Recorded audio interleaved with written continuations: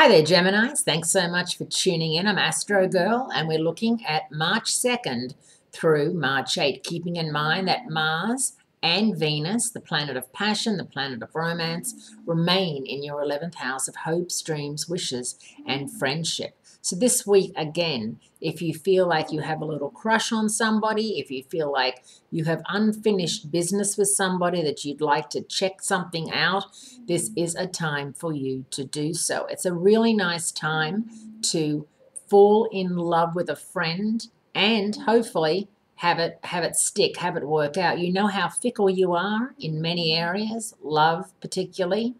So don't put too much pressure on yourself or too much pressure on the other person, because if all else fails, you want to be able to still remain friends. I find that when you mix passion and sex with friendship, it can go either way. It can be that you were meant to be together and that you've established a nice friendship first, or it can be icky and awkward, and it can cause rifts between your group of friends, some of whom will take the other person's side and some of whom will take your side. But, it's really 50-50 the way you handle it, because, as I said, if you've been friends with somebody for a couple of years and all of a sudden you jump into bed with them, or want to jump into bed with them, it really shifts the dynamics, doesn't it? It really can. What happens if, the sex is terrible? What happens if they reject you?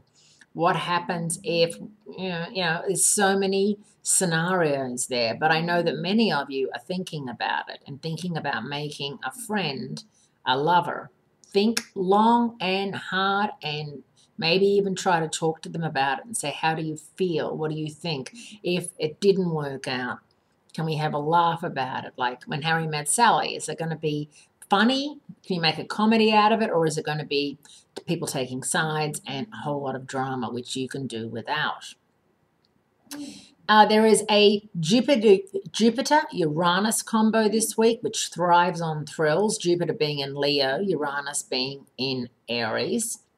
And there is definitely a time when space tourism and, what people are doing in that realm will be very interesting over the next couple of weeks. If you yourself work for an airline or work for some sort of cutting-edge technology, stem cell research or cancer research or something like that, you're going to find that there are extra funds coming in, that people are very interested in moving forward and making the planet a better, healthier place. And also, space tourism has been going on, obviously, since Neil Armstrong landed on the moon. But it's a lot more technical now, and now they're going to Mars and Saturn and checking all that out.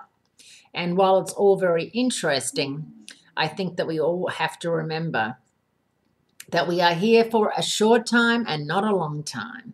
And so you make the very most of planet Earth, which is the planet that you will probably end up living on. I don't foresee us all moving to Mars, but it would be very interesting if we did. Now, there's a Pisces full moon later in the week. Pisces are very creative and also very addictive.